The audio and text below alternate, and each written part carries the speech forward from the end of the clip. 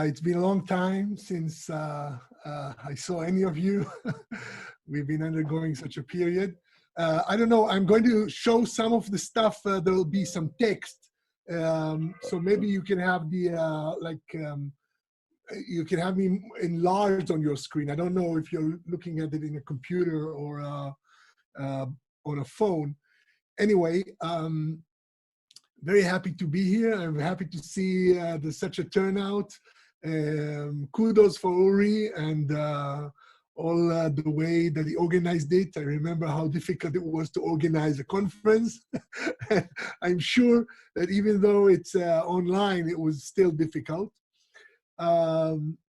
So I would like to speak to you about a book that I just completed in just a few days ago, in fact, in preparation for this conference, something that's been bothering me for quite a while now that I'd like to share with you about our work with AI was mentioned. So this has something to do with that, but actually I'm looking at it from a different direction, a different perspective, and that is how AI, or the concept of AI, not the actual, also the actuality of AI, but also the concept, the rhetoric of speaking about AI, of speaking about machine translations, of getting us to take machine translations into consideration by offering us like pimped post-editing machine translation work and so on, how this is impacting our work on a day-to-day basis. And I'm speaking from the industry point of view here. Some of you may not encounter this on a daily basis if you are working on literary translations, but if you are working with CAT tools, if you are working with large MLVs, multilingual vendors, then you have undoubtedly encountered this, the demand to have a CAT tool from the outset, which you now have to also buy. It's like the entry level, the entry bar into our profession has been raised. And all these aspects I've been discussing in this book.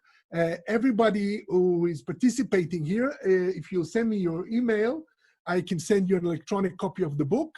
And also I can post, it's also possible to get printed. I've got a hard copy of it with a hardcover. So in fact, I'll be going over the main ideas of this book. And I think this is pertinent for all of us, especially in view of the much, okay, we encounter it a lot. So I'll just get right to it. And I'll show you the book. I don't know, I hope most of you will be able to see it on screen. I'm using a special software that will enable me to go over the book. Can you see, if you can see this, please raise your hand. Okay, so, okay, good. So some of you will be able to follow the text, but in any case, I'll be speaking. So even if you don't follow the text, no problem. And of course, as I said, I can send you an ebook later. The whole text can be available to you subsequently. So this book, in fact, the whole idea was to see what translators actually do and where the industry is taking us. So the first section of the book actually analyzes, breaks down the translation process, which basically the translation process includes a very fundamental elements. The one is the perception of the original, the source language. Then there's something in our minds that understands the meaning, the context of what is being said. Then we do that special trick that most bilinguals can do, but we can do even better. We rephrase, or we actually create a translation in our mind. We create a version of what we understood, of the meaning in our mind. And then that version we output as the final text. So it's actually a 4-step process in which the transition of meaning takes place, where we create in the target language something that was inspired by the source text. Now, the inspiration can be in varying degrees, as we all know. We can be very technical, we can be very, very specific, using specific terminology, and we can, on the other hand, be very free with the way that we reinterpret the meaning. In the book, I take the example of the famous Mother Goose rhyme. Usually it comes even at the top, of about little Miss Muffet sat on a tuffet. So imagine translating little Miss Muffet sat on a tuffet. So the range of being able to translate this is huge, because, okay, are you going to preserve for example, the offet sound? Miss Muffet sat on a tuffet, tuffet in Hebrew. So maybe העלמה רקפת ישבה על, אני כבר לא זוכר מה תרגמתי.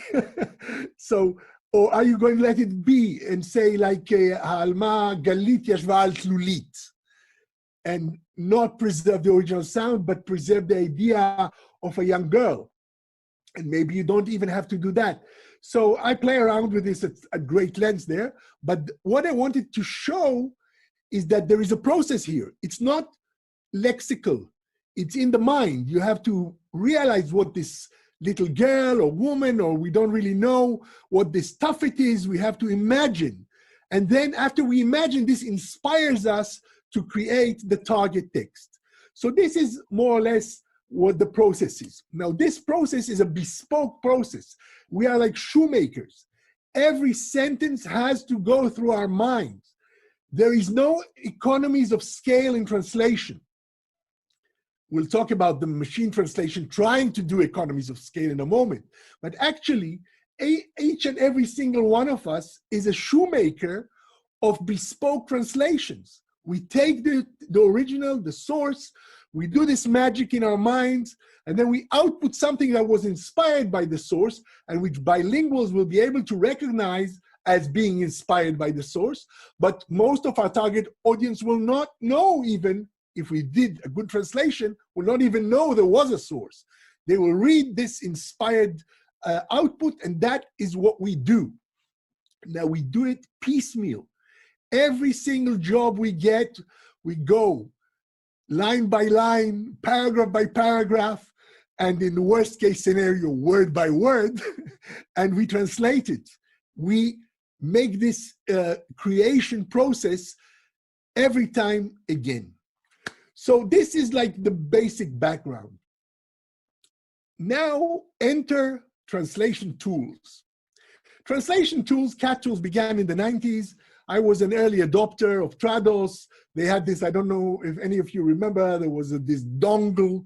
You got this huge thing that you pushed in the back of the computer, and you had this disk, and it was all very cumbersome, but it was like, wow, brave new world. Now we are going to remember everything that we ever translated. It will be great, it will save us time. We will be able to reuse translations that we've done before, and so on and so on. But as you know, if you have many varied translations, this is usually only used in certain cases, when you have computer manuals, or maybe like, I don't know, medical trials that are repetitive, or forms. But if you get, you know, most translations, a lot of them anyway, are not repetitive. They are original.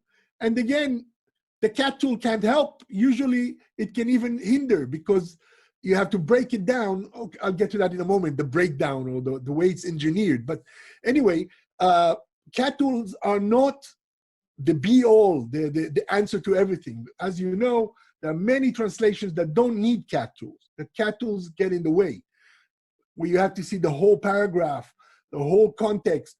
Many legal texts, even though they seem to be pliable and viable for CAT tool use, actually you'll get a much better translation if you just look at the whole paragraph and then create the output based on your creativity. So this began in the 90s, and very quickly it shifted from the realm of the translator to the realm of agencies and companies that are translation consumers or mediators. And there, the cat tool was transformed into something completely different. Because for the translation agencies, the cat tool is a means to exploit translations without copyright. Once you translate it and it's in the TM becomes the property of the agency that you work for, and they can exploit that. It's not like a musician or other artists that, or even translators who translate literary works and get their name on the book. I'm talking about translators who work on a daily basis with large volumes of materials, and their name is never mentioned. They are just, also we have these euphemisms, a resource, a vendor, our trusted linguists or trusted vendors, and so on. All your work is swept into the TM, and now the TM is property of the agency. Now the agency can either tell the end client that they have been using a TM and making savings and give the client a discount, or they can save they keep the difference for themselves. In any case, it is no longer the translator who gets the difference. So before it was a productivity tool for translators who work with direct clients, now it is a tool for translator exploitation by the MLVs. Now, the MLVs themselves are now in a crunch. In the last 5 years, I've seen this, it's probably been going on for 20 years now, but the last 5 years, we've seen it even more, that the MLVs themselves are under a crunch from the larger companies. For example, large companies like Microsoft, HP, all the big computer companies, they are pressuring the MLVs to cut costs, to reduce even more their own cut. And they too are using cat tools for this, because, and they're doing it by, at first, making deeper discounts. When we began working, it was obvious that changing one word is something very different than changing 3 or 5 or 6 words. So, but now we have very deep fuzzy matches. If you know, before I was like giving a discount for like 95% or 90%. Now I'm being asked to give discounts for 75% fuzzy match, which is sometimes like completely different sentence. Not to mention that if you're translating into Hebrew, what seems like a fuzzy match very quickly disappears. Because say you have like, okay, I don't know, change the setting on the computer, okay? So now the fuzzy match changes the word setting, and instead of setting, they have like, I don't know, knob or yeah, like button. So setting in Hebrew is agdara, the button is lachzan, so it's already, the gender is changed. So you have to change the save, you have to change, and sometimes the whole sentence changes. So what is a fuzzy match of like 80% or 90% in the original source language, in the target language is 100% new. You will not be compensated for that. And they are asking for deeper and deeper discounts. So, okay, so this is one problem. One problem that because we charge by the word, this has been used in this fuzzy match rhetoric to actually cut down our prices. So you're like receiving like, say, 10 cents a word for the full match, for no match, and then you have to give discount. But sometimes you can get a huge job, like 10,000, 20,000 words, for example, and you'll be paid half price. Because with all the fuzzy matching and all the things that are being transformed, you are actually, you've just reduced your price immensely, and you really, there's no argument, because the whole thing is a rhetoric like, look, you've already translated this. You can't charge for words that have already been translated. So you can only charge for the difference. Now let's go back to the process. In fact, what does fuzzy matching entail from us as a translators? Let's look, we got this sentence and we got the same sentence with one word changed. What is the original process? Perception, comprehension, creation, and output. Now you have perception of the original source, but you also have to look at the new source. So double time for perception. Then you make your creation in your mind, you translate, and now you have to compare the output to the old output. So again, the output, there's also a double. In fact, fuzzy matching, instead of saving you time, takes more time because you do the translation and then you compare it to the previous work to see if it fits or not. And often it doesn't fit. So you have to change it around. So in fact, you are working harder and getting paid far less. And this has been like under the radar. Nobody's come up right up to us and said, look, give me a 25% discount across the board or 50% discount across the board. Nobody's talking about it. The whole rhetoric is like, brave new world of cat tools. What we are just changing to our 2021 Trado Studio. We will give you a discount of 300 euro if you just buy it through us. Group discount, which is actually, you know, we can pine back to the old capitalists, which were at least, they paid for the means of production that enslaved us. Now we have to buy the means of production that enslave us and cut down our price by half without any talk about, nothing is upfront, nothing is open or discussed. It's like a given. Now, if fuzzy matching was bad enough, and I haven't gone in, I don't think I have the time in this short lecture, but I go into it in the book, the problems with the quality, because as you know, fuzzy matching or the entire TM forces you to work in sentence by sentence. It's all parsing. So it's one, and there's no context. Often you're just like, what is the context? You have to invent the context all the time. So this is really, it gives worse translations. But let's leave that aside, the quality aside. Let's just talk about the industry and the way we as translators who have to earn a living doing this work have to cope with this. So there's a new thing coming now, the post-editing. So what is post-editing? Post-editing is, instead of a fuzzy match, you get a automatic translation or MT, machine translation. And what it does is, in the place where there was a fuzzy match once, where the word was marked with all the problems associated with that, now the word is not marked. You just get what the machine spouted, what it decided would be a lexical parallel of the source text.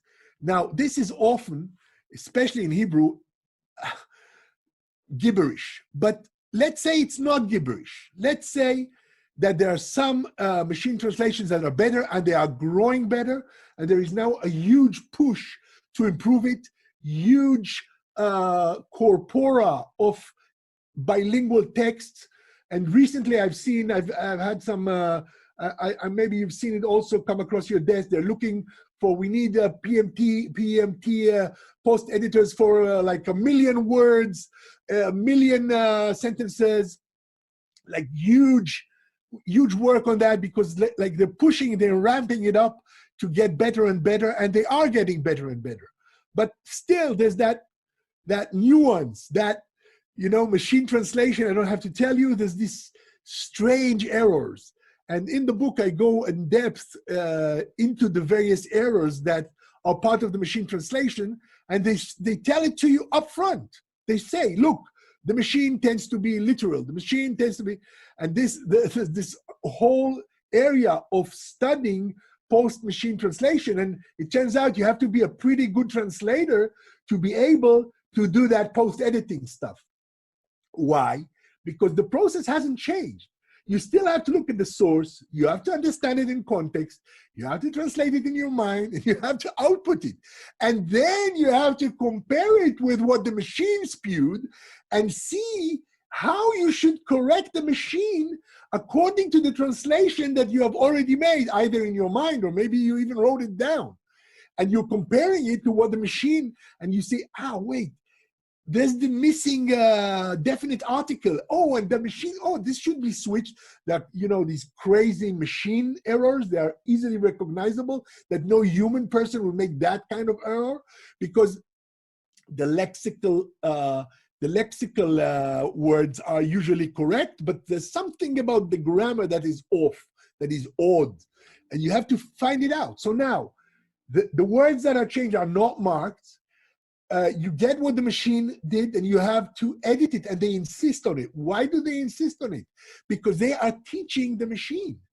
I don't know, maybe it's a conspiracy theory, but I'm sure that there are some engineers there who are waiting for the singularity, and they are using us to bring it on. They're saying, okay, we'll take all these human translators, and they will edit the machine. They will teach the machine. And you can see it. I show in the book all kinds of letters from some of the major MLVs and major companies in the world that are looking for people to edit their machines, to teach the machine to be human, to sound human, probably to pass the Turing test eventually. And we are part of this process. Now, the thing is, I'm not saying bad or good. It's okay. It's okay, because the singularity is coming. Ooh, the Terminator will be following through after that. But still, beyond this, there is a rhetoric that is forcing our prices down. Because machine translation, post-editing, the idea here is, look, the robot has already produced the translation. You, as the translator, you're not really a translator. You are just an editor. You are a linguist. You are a speaker of the language capable of noticing the errors that the machine made, and please correct them now.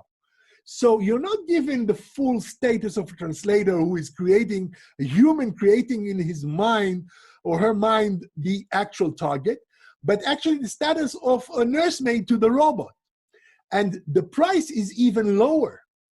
Now, this has become rampant throughout the industry, and MLVs are. I reproduced in the book a whole correspondence with one of the largest MLVs in the world about this problem, and they were saying, ultimately they just said, look, the client is pressuring us, and the client is one of the biggest computer companies in the world.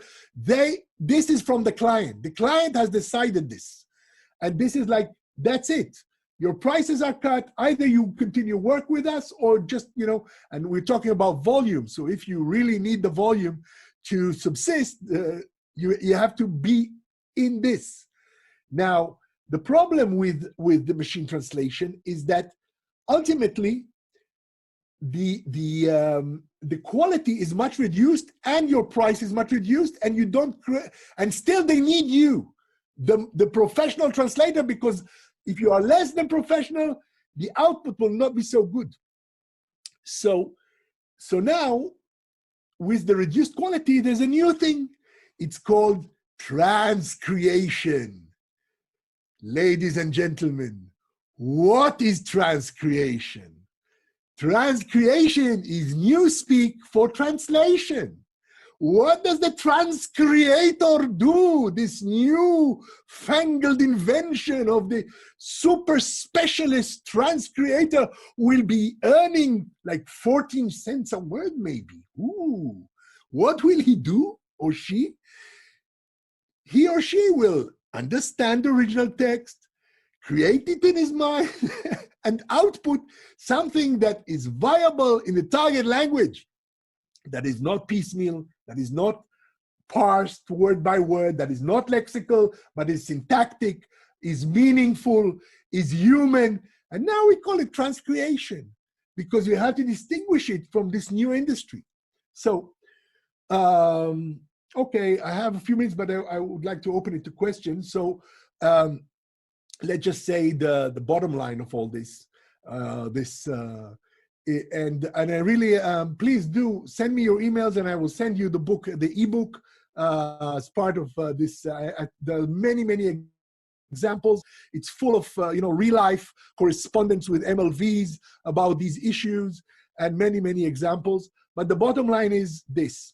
That's why I call it fleecing the linguist, and how techno-rhetoric has been degrading both the quality of translation and also making translators into someone or some people who are being actually exploited by the industry without it being on board, without people saying that, look, we are going to reduce your pay, we are going to degrade your job. And this is happening with a straight face as part of a huge rhetoric of this is the progress, machines are coming, prepare the way. And it's okay, we are preparing the way, but in the way, until the machines will take up our job. In the 80s, I was a projectionist, a movie projectionist as a student. And this was taken over by computers in around 85, 86 in Israel. So I was one of the jobs that was swept aside, like, I don't know, Koveset, laundry maids, and many jobs. I don't have to tell you, taxi drivers will soon be made redundant. We too, probably at some point in the future. But in the meantime, this rhetoric is being used to degrade our job, to take translations without copyright, not giving us any credit. They are swept into these TMs. They force us into a mindset that goes contra to our best professional efforts, because we are capable of producing much better translations when we don't go by word, or when we're not a glorified lexicon.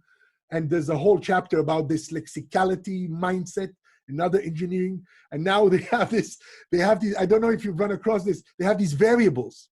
It's like, instead of press the button, variable, the variable. So verb, noun, what is it? You have to guess, because they're trying to save more. It's all about economies of scale, where there is no economies of scale, because it's all bespoke. It still goes down to that poor translator who has to understand the machine mindset and provide a more or less viable translation among all these problems. And still, there is a lot of okay, I'm repeating myself, so perhaps we'll end here. So that's the bottom line. I'm saying that this has become a rhetoric of exploitation in our industry. Not spoken. I haven't heard many people, all I heard was like, wow, we have to cope with the new world, like change is coming. Cat tools are the thing, but actually what is the thing? The thing is taking us as shoemakers and trying to put us in a production line, and still we have to do the same process. Still the human being has to do the same process. Okay. Okay, thank you. And I think I'll start with a couple of comments of my own before I... Okay, Uri. Shoot. Well, I agree with you on something and disagree on others. First, on fuzzy matches at all, and fuzzy matches.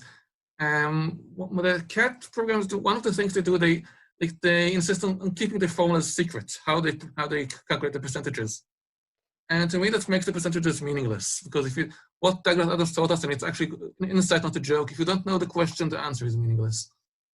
And I know a bit about algorithms, actually I know quite a lot about algorithms, and all the string comparison algorithms I know, they don't give answers in percentages, they give answers in distance. So my first question, I see 90%, 80%. Is 90% 10% better than 80? Or is it twice as good as 80? Because the second answer makes a lot more sense to me from my familiarity with algorithms. Moreover, Uri, even if you use the same algorithm, different companies have different tables. And they arbitrarily change them when they are pressured by their clients. Suddenly, yes. Well, I didn't even go as far as the tables. The tables are just trying to make sense of numbers that we don't know what they mean.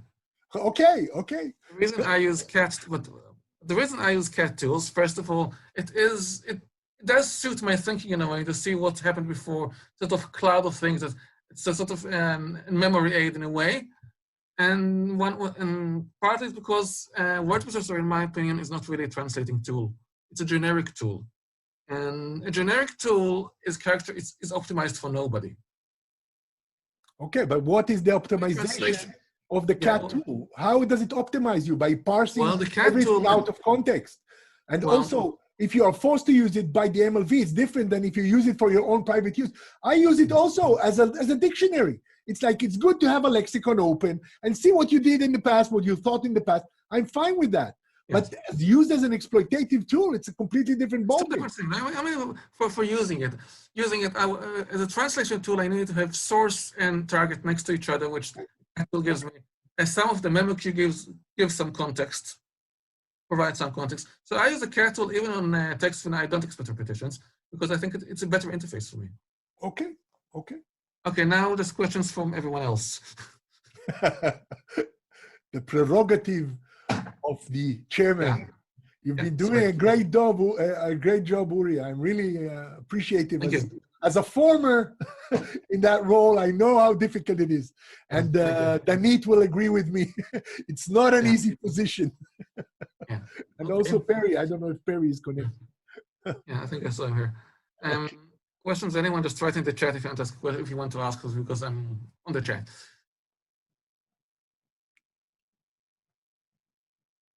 Question anyone? Comments? Yeah, what can we do? This is where it's going. What can we do? I really don't know.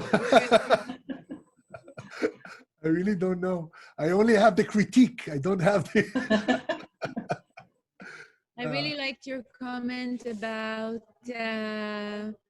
having our pay cut and also having to pay for the tool that is cutting our pay.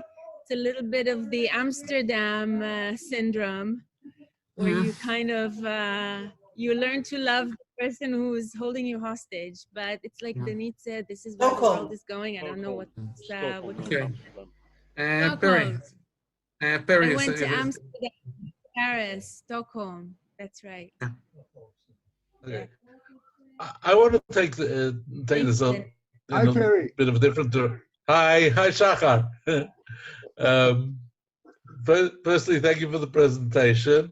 Secondly, I want to take this in a bit of a different direction.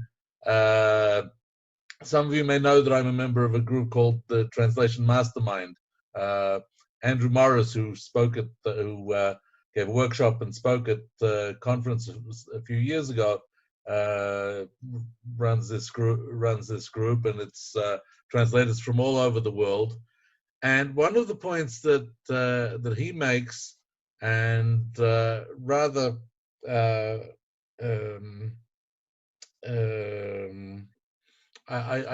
think it's very important for all of us, is there are two approaches among translators as to the translation market. One is that the translation market is very small and we're all out to get each other, and therefore, the sea is red with the blood of everyone knifing the other one. Rahman al-Islam. The other approach is the blue sea approach. The sea is big enough for all of us. The market is big enough for all of us. And yes, there will be those who, will accept 4 cents a word or whatever it might be, and use these tools and so on and so forth. Whatever. I mean, I use the tools too, but only where I see a distinct advantage, for my work. But for good quality work, there will always be a market for those of us who do quality work, and who are the first kind of translator that you described. Perry, but okay, I agree with you completely. But this was the issue was here. I think I preceded my words by saying I'm talking about the industry, about the MLVs. Of course, there will always be, of course, and there's a big blue sea. Everything you say, I agree completely. But the question is how this industry is using this rhetoric without it being above board. It's pernicious. It's not something stated. It's like under the cover, as it were. That's all I'm saying. Of course, if you can have enough translations that are, you know, like quality translations, your bespoke work without all this, that's great. Fine, no problem. I have no argument with you. I want to say something else. No, Denise first, please. You know, there are two possible outcomes here.